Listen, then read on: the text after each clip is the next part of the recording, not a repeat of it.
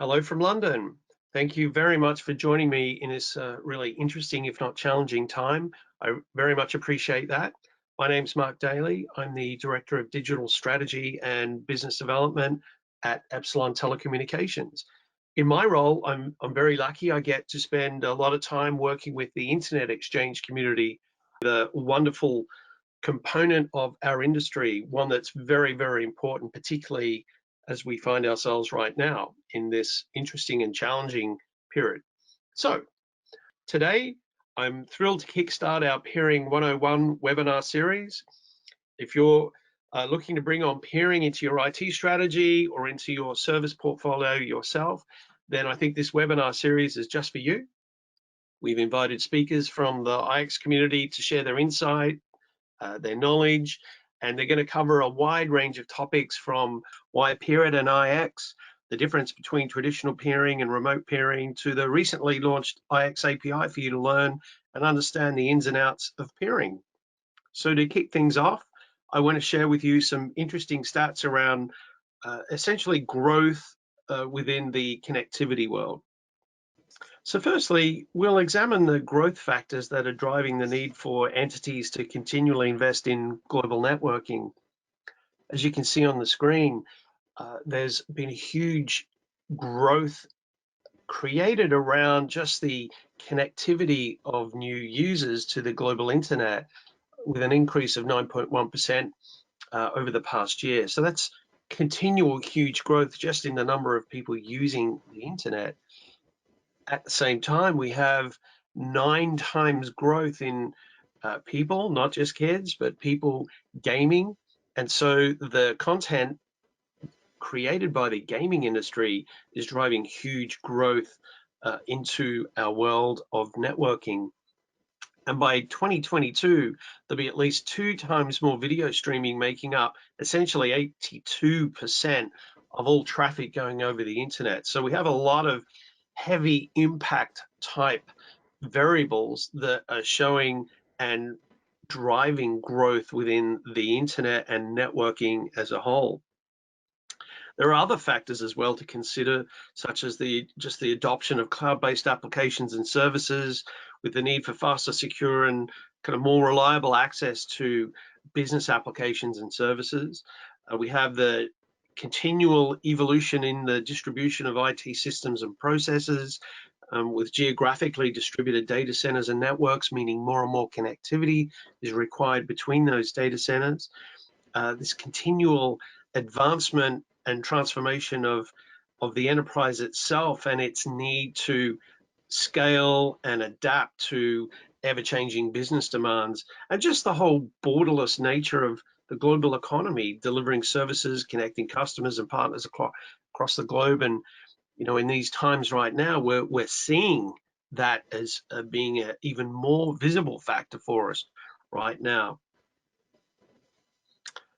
So as we all know and realize, and we're all going through this together, the COVID-19 pandemic has further created a whole bunch of overloads to the amount of internet traffic we're seeing globally, as more and more businesses have to close their offices for employees to work remotely, as more people are kind of issued quarantine and stay-at-home notices.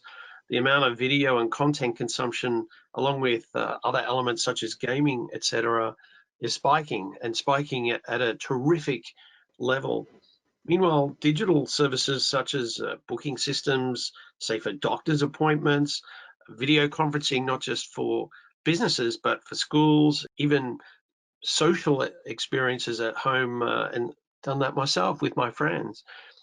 All these factors are driving huge bandwidth explosions, and businesses and networks need to enable their connectivity to support this growth. As an example, even sort of a home worker like myself, where I'm sitting at home generally using a VPN client, I can be driving a spike in connectivity, not just in my own ISP network, as I'm utilizing capabilities of my ISP to connect out to my work environment, but then from my work environment, from my enterprise server, as that then breaks me out to access whatever business applications I need to use. That is feeling and experiencing a spike in connectivity as well. And obviously the utilization of conferencing tools, unified communications tools, where normally I might have a face-to-face meeting. This is now being driven by and enabled by the internet, again, enabling us to, or pushing us even, to have a look at how we're networking and how we're supporting that new network requirement. So how does our industry avoid an internet meltdown? So the application performance and the user experience can both be impacted by inefficient or congested networking. So for me as a user to be receiving data, particularly over the internet, or for the content provider, whether it's a business application or a social application, for them to push that data out to me really depends on the quality of the network and the ability of the network to manage traffic. And so there are kind of three key points that we can explore in terms of enabling that traffic to be passed between those two endpoints efficiently and effectively. And the first one is an interesting one, is find and utilize the most efficient traffic routes or routes. And so efficiency for getting from A to B becomes more important, particularly as networks get crowded. And then consider and manage the applications that are most critical to you as a business or a user via a priority approach. So as a kind of business user, what is it that is really important to me in terms of mission critical applications? And can I do anything to enable that mission critical application to have priority or better performing network access? And then finally, just identifying choke points over the network and upgrading that capacity as and when needed, and do that in a very quick and efficient manner. And so finally, just on this slide, so really focusing on anything requiring real-time and low latency needs to be supported by efficient networking as well. I think that's a nice kicker to just make sure that in this time where we are as a community, even as really humanity, we're working more from home where we can, and we're utilizing these real-time connectivity tools to communicate and to run and operate our businesses, then latency in the ability to deliver really efficient communication networking is very, very important. So I'll now talk about one area of efficiency available to networkers, and this is the internet exchange. So entities known as internet exchange points or internet exchanges have been created to deliver content to people and machines that want or need it, and to do that in the most efficient manner possible. Internet exchanges bring together huge ecosystems or communities for this exchange process. And this process or function is known as peering. They provide really the perfect environment for efficient networking with a single connection, enabling interconnectivity to each member of the internet exchange. There's some caveats there as well. But once you're connected into an internet exchange, you can configure peering sessions with other members, and my IX colleagues will tell you a little more about that. But what it fundamentally boils down to is you have this coming together of communities to interconnect in a single environment. So it's a really interesting and efficient way to exchange traffic. And the job or role of the internet exchange has really evolved and developed from the outset of the internet itself because of its efficiency and its approach to delivering traffic amongst peers, if you will, but amongst ever evolving and expanding communities. So what's good and not so good about utilizing or joining an internet exchange? So if we look at the peering positives, this column here, which is really the good, it's first off, keeping traffic local. So as an example, before an internet exchange existed in the United Kingdom, carriers and ISPs would have to exchange data in the United States. So they were moving data from the UK to the United States and back again to exchange with other companies that perhaps were just down the road. So it didn't really make any sense, both from a user perspective and from an economy or economical perspective. So there's a lot of economies of experience and scale to keeping traffic local.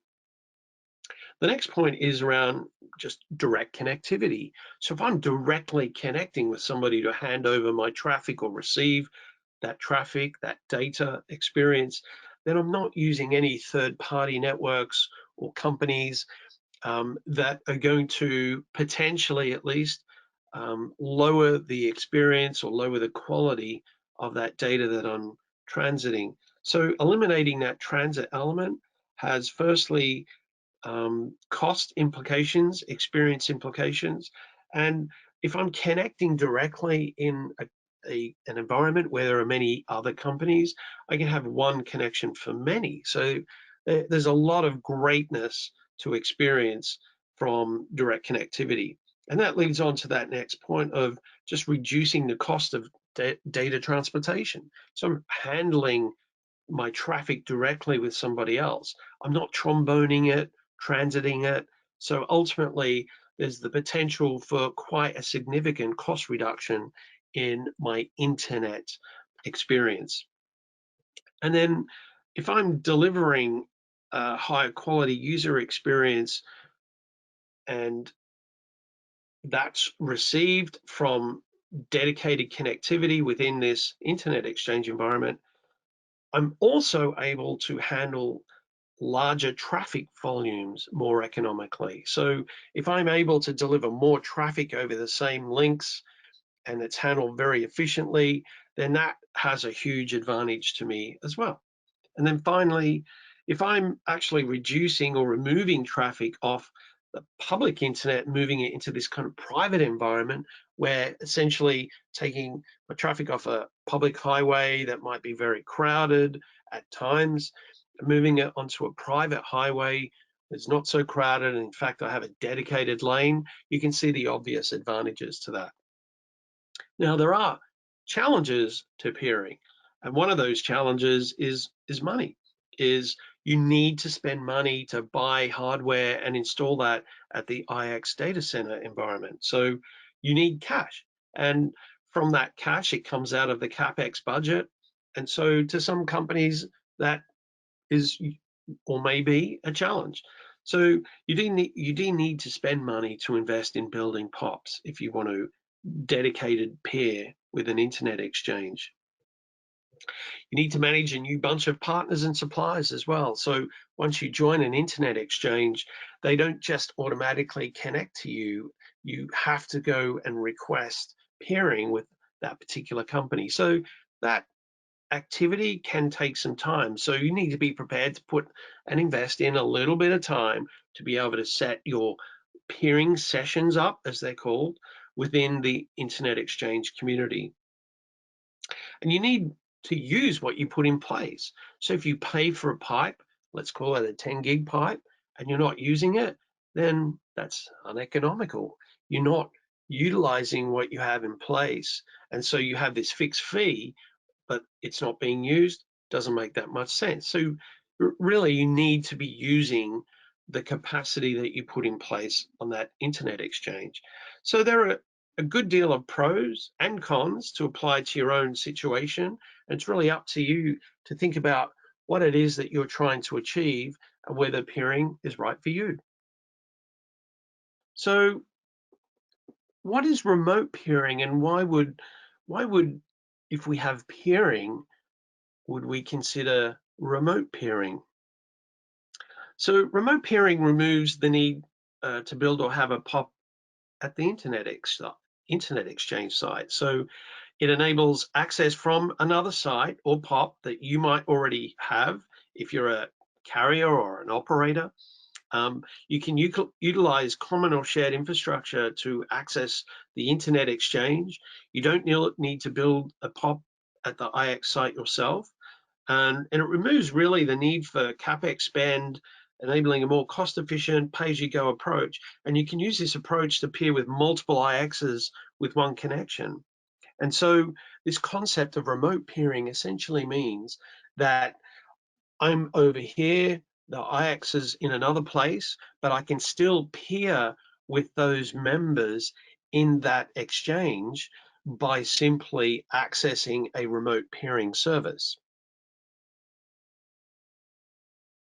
So to sum up, remote peering works if you can't deploy in the IX yourself, and it removes the physical proximity barrier. There's no need to build and deploy locally within that exchange environment, data center in most cases. It utilizes existing infrastructure. It's faster and can be deployed in minutes in some cases.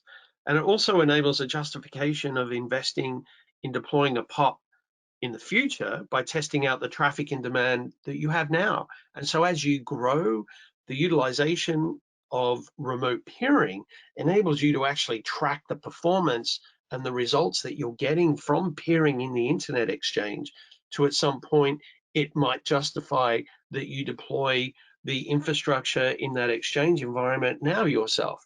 You basically built the business case by utilization. So it's a really interesting an effective way to access for the first time an internet exchange. And then essentially summing up, you get this simplicity. It's really easy to do. It's seamless in that you're still essentially using private networking and you're utilizing existing infrastructure, which is already in place. And then it's really quite efficient. It doesn't mean that you have to be writing huge business cases, getting CapEx, running projects for large scale deployment. It's very, very efficient. So how does remote peering work?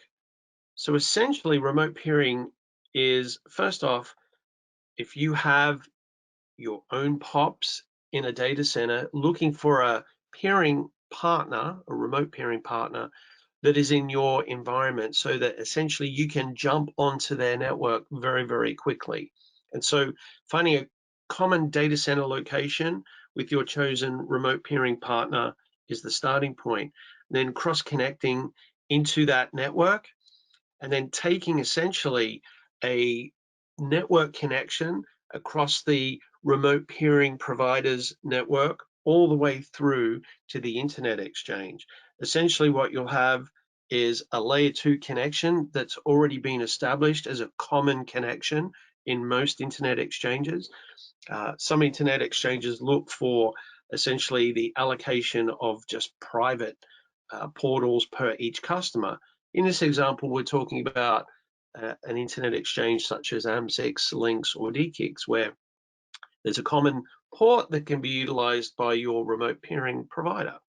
So then essentially the bandwidth is configured using a private VLAN, and this is connected in most cases via a multi-customer port into the IX. So we're using common infrastructure here. So once you're connected onto the remote peering provider's network, you're utilizing in a private manner common infrastructure. Then the layer 2 configuration and deployment is performed on a portal with companies like Epsilon. And so with the configuration command being sent to the IX, for example, via an API with AMSIX or with Lynx or with DKIX, the service is then configured automatically. So as soon as you're physically connected to the network, you are then able to establish a connection via remote peering all the way through to those 3 internet exchanges in a matter of literally minutes. And then the layer 3 connectivity, this essentially managing the data and the traffic, is configured by the new member, you, and the data is deployed within the IX for enabling peering. And then you can then create your own peering sessions with other members as normal. So it's pretty simple. So how do you actually choose a remote peering provider? What are the factors that you should be looking at and the questions you should be asking your potential remote peering partner? So I've broken it down here. Really, you can see 4 categories there, but there are really kind of 5 major factors that I'll do a voiceover for. The first one is kind of planning. So looking at the diversity of the data center infrastructure that you have in use and they have in use, and determine obviously how your IT estate is going to evolve in the utilization of that. So thinking and planning for the future. Then what's the right partner in terms of the SDN capability, their global coverage, their IX coverage, what kind of underlying core network do they have? Are they MEF certified? So certification for the technology you're using should be an important part of the criteria of selection that you make. And then how are they supporting that in terms of their NOC and global support centers, etc. And then what's within this build that they have in terms of ecosystem for you in the future, as well as what you're trying to achieve today. So does that network link into lots of other data centers? Does it access lots of other internet exchanges? Does it access cloud as well? So not only are you making a single decision here to connect into an endpoint such as an internet exchange, but you also building up a capability to utilize really efficient network connectivity in the future. And then how are you managing that capability? So do you get a platform that's delivering you visible and configurable analytics so that you know exactly what's happening with your network connectivity, both from your endpoint, the IX endpoint, and the connectivity in between? And so are you being supported in the ability to essentially have visual control of your own network? And so finally as well, what about planning for expansion? And if you need to bring on new partners and new environments, are you able to do that fairly rapidly? And so that's just a voiceover. You can see the 4 keys here.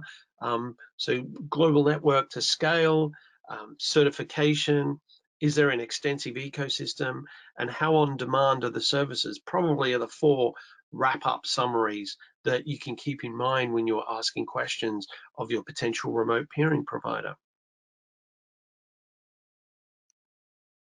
So with Epsilon, how we present our services is via a platform that we call Infinii. Infinii is essentially an SDN platform, and that platform itself really has a whole bunch of step-by-step characteristics that really drive the experience of somebody who needs to buy, configure, enable connectivity and utilize connectivity as part of its core service base itself or for its customers. And so essentially what Infinii does, it firstly provides visibility of service. So there is a way that you can see a service that you might need, and you can access that within the portal environment. So visibility. The second one is configurability. So you can go in and configure a service essentially there and then and be able to do that in simple point and click fashion. The third characteristic is priceability. You can get a price online in real time that shows exactly what it is that you would pay, whether it's over a particular period of time or a full rate. You can very clearly understand what the cost implications are going to be to you as and when you decide to buy that service. And then moving into that next stage is orderability. So the ability to place that order online in a portal is there for you within a very secure environment.